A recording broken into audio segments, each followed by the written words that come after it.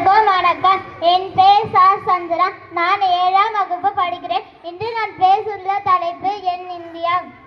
விடியலாய் வந்தது சுதந்திரம், வீரர்கள் தந்தது பொன்னிதம், தியாகத்தின் வேரில் மலர்ந்தது நாடு, தலைநிமிர்ந்து நிற்கிறது என்று வீழும் காந்தியின் அமைதி வழி, நேரின் வீர மொழி, பாரதியாரின் தீப்பாடல், பகத்சிங் தியாக காதல், மூவனக்கொடு உயர பறக்க, மக்களின் மனம் மகிழ்ந்து நிற்க, கேசர வீரத்தை சொல்லும், வெண்மை அமைதியை வெல்லும், பச்சை வளமையை பாடும், அசோசின் சக்கரம் முன்னேற்ற நாடும், விவசாயியோட பால் வளம் திருக்கும், வீரர்கள் காவலால் அமைதி இருக்கும், ஆசிரியர் அதுவே விதைப்பா, மாணவர்கள் நாட்டின் எதிர்காலம் ஆவா.